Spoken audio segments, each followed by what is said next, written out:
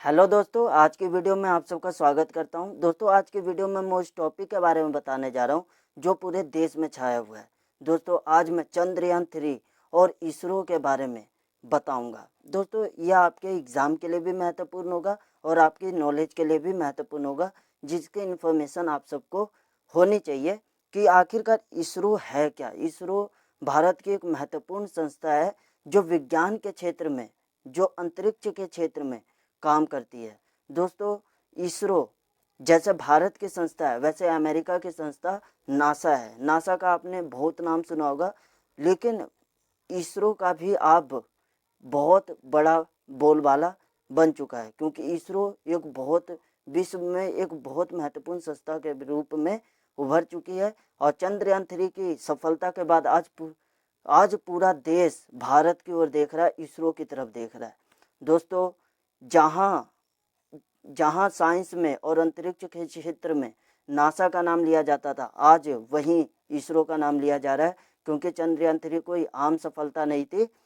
चंद्रयान 3 के माध्यम से भारत एकमात्र ऐसा देश है जो 74 देशों में, क्योंकि 74 देश अंतरिक्ष के क्षेत्र में काम करते हैं, लेकिन भारत ही एकमात्र ऐसा देश है जो चंद्रमा पर गया है, वो भी चंद्रमा के साउथ पोल पर गया है। 4 देश चंद्रमा पर गए हैं, लेकिन चंद्रमा के साउथ पोल पर जाने वाला भारत पहला देश बन चुका है और उसकी जानकारी इकट्ठी करने वाला भी पहला देश बना है। यही कारण है कि आज पूरा देश भारत की ओर देख रहा है और चंद्रयान 3 की सफलता के बाद पूरे देश में एक खुशियों की लहर छा गई है। इसी कारण पर हम बात करेंगे और बहुत ज़्यादा नॉलेज इकट्ठे करने का प्रयास करेंगे। अब हम इसरो के बारे में जानते हैं। इसरो, जिसकी full form Indian space research organisation है।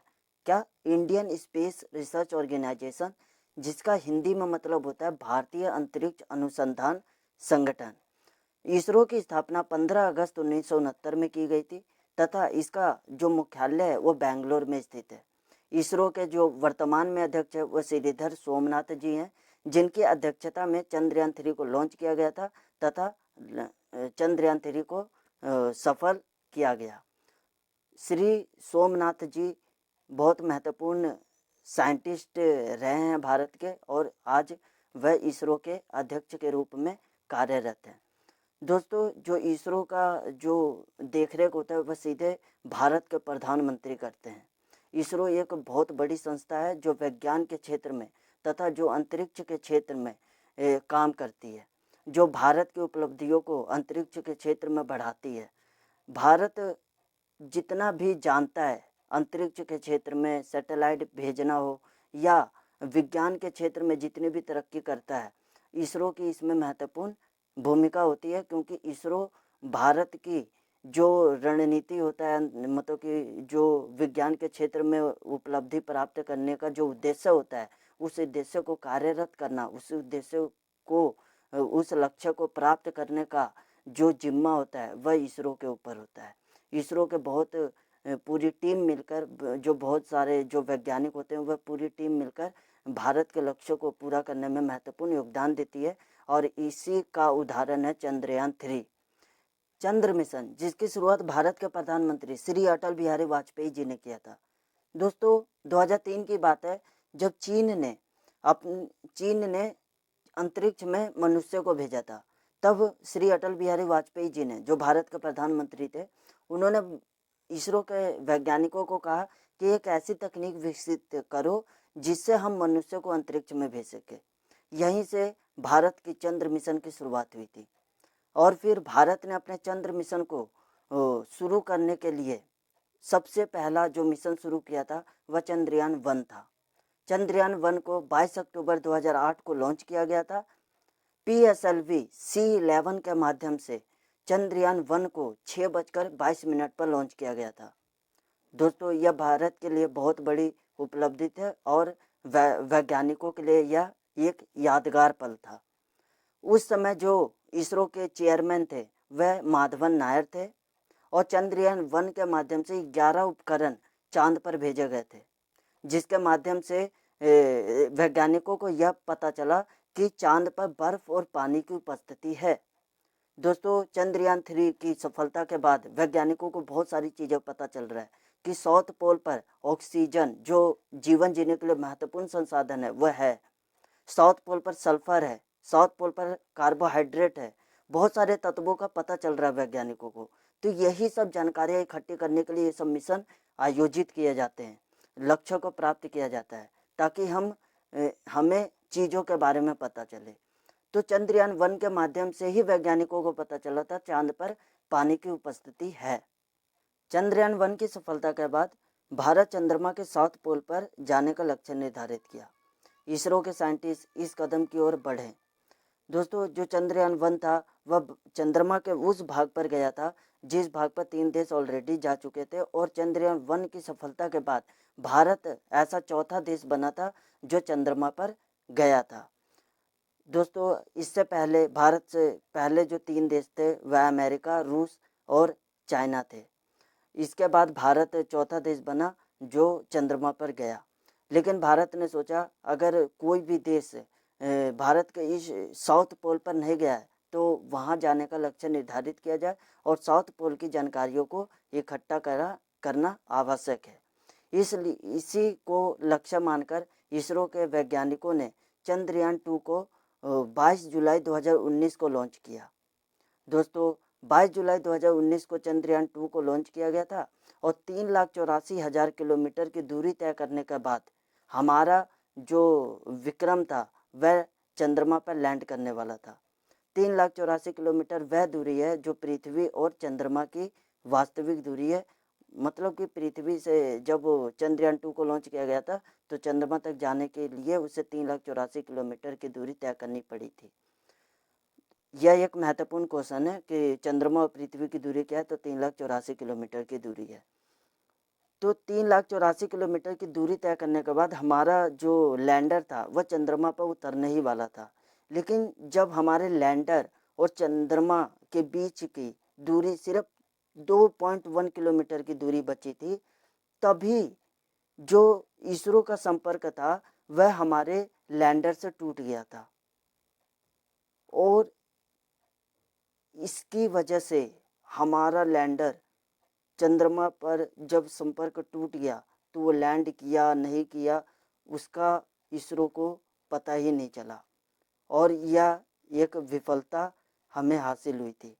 साउथ पोल पर जो जाने का सपना था, जो ख्वाहिश था, वह साइंटिस्टों का टूटा और जो के सीवन थे जो इसरो के उस टाइम चंद्रयान 2 को लॉन्च करने में उनकी बहुत महत्वपूर्ण भूमिका थी, उस समय वह फूट फूट कर रोने लगे और हतोत्साहित हो गए। लेकिन भारत के प्रधानमंत्री श्री नरेंद्र मोदी जी ने उन्हें उत्साहित किया और वैज्ञानिकों को प्रोत्साहन दिया कि हम आगे काम करेंगे और आगे के मिशन को सफल बनाएंगे। और आगे के मिशन को सफल बनाने के लिए चंद्रयान 3 को 4 साल 10 महीने बाद लॉन्च किया गया। चंद्रयान 3 को 14 जुलाई 2023 को 2:35 पर लॉन्च किया गया था।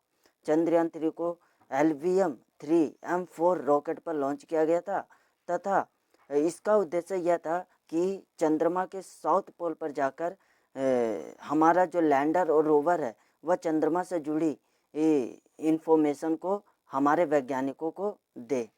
दोस्तों, 40 दिनों के बाद 3,84,000 किलोमीटर की दूरी तय करने के बाद 23 अगस्त 2023 को हमारे चंद्रयान 3 के लैंडर को चंद्रमा पर उतरना था और यह भारतवासियों के लिए तथा इसरो के वैज्ञानिकों के लिए एक बहुत बड़ा दिन था, क्योंकि इससे ठीक पहले चंद्रयान 2 के समय 2019 में जब हमारा लैंडर चंद्रमा से केवल 2.1 किलोमीटर की दूरी पर था और लैंडिंग करने वाला था, तभी इसरो का संपर्क हमारे चंद्रयान 2 के लैंडर से टूट गया था।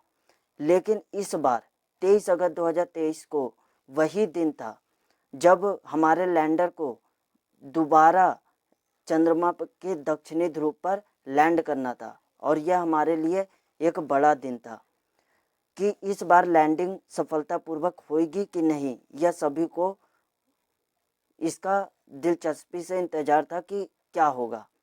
तो 23 अगस्त 2023 को हमारा लैंडर बहुत ही सफलतापूर्वक चंद्रमा के दक्षिणी ध्रुव पर लैंड किया था और भारत का झंडा दक्षिणी ध्रुव पर फहराया था। और इसी के लिए चंद्रयान-3 सक्सेसफुल हुआ और हमारा जो लैंडर है और जो रोवर है वह बहुत सारी जानकारियाँ दक्षिणी ध्रुव से रिलेटेड, चंद्रमा के दक्षिणी ध्रुव से रिलेटेड बहुत सारी जानकारियाँ हमारे इसरो के साइंटिस्टों को दे रहा है, जिसमें से सल्फर तथा ऑक्सीजन की खोज सामने आया है। दोस्तों, चंद्रयान-3 के सफलता के बाद दक्षिणी ध्रुव पर जाने वाला हमारा देश पहला बना है और भारत बहुत सारे देशों को एक ऐसी जानकारी प्रदान कर रहा है जो शायद कोई और देश नहीं कर पाया और नहीं कर सकता है। चंद्रयान-3 की सफलता के बाद भारत का अंतरिक्ष के क्षेत्र में एक अलग ही दबदबा बना है। और दोस्तों, भारत और इसरो के द्वारा एक नया मिशन आरंभ किया जाना है सूर्य के बारे में जानकारी हासिल करने के लिए। वह मिशन है आदित्य L1। दोस्तों, आदित्य L1 के बारे में मैं बहुत जल्द वीडियो लाऊंगा और उसके बारे में भी बताऊंगा।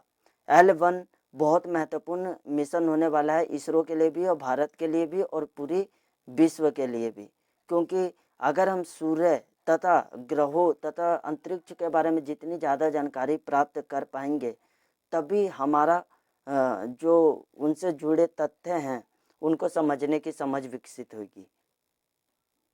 धन्यवाद दोस्तों। वीडियो अगर आपको अच्छी लगी हो तो लाइक और कमेंट करके मेरा उत्साह बढ़ाना, क्योंकि बहुत कम समय होता है जिस समय में मैं वीडियो बनाता हूं। अगर आप लाइक और कमेंट करके मेरा उत्साह बनाएंगे तो मैं इस ओर अग्रसर रहूँगा और आपके लिए इन्फॉर्मेशन से रिलेटेड और करंट अफेयर से रिलेटेड ऐसी ही वीडियो लाता रहूँगा जिससे आपके एग्ज़ाम में सहायक होगा और आपकी नॉलेज के लिए बेहतर होगा, जिससे आप समाज में कुछ बोलने के योग्य रहोगे। क्योंकि दोस्तों, अगर हमारे पास इंफॉर्मेशन और नॉलेज होता है तो हम कोई सा भी एग्ज़ाम भी क्रैक कर सकते हैं और हमें एक कॉन्फिडेंस फील होता है। और जब हम बहुत सारा टाइम अपने मोबाइल पे वेस्ट ही करते हैं रील्स देखने में या शॉर्ट देखने में, तो एक इन्फॉर्मेटिव वीडियो देखने में क्या जाता है। ऐसे ही इन्फॉर्मेटिव वीडियो मैं बनाता हूँ, तो अगर आप मेरे चैनल को सब्सक्राइब भी करोगे तो अलग अलग information day to day life में आपको मिलती भी रहेगी वीडियो के माध्यम से। इससे आपका समय भी न्यूट्रलाइज हो जाएगा और आपका मोबाइल में जो आदत है वह उसका एक सदुपयोग भी हो जाएगा। धन्यवाद दोस्तों।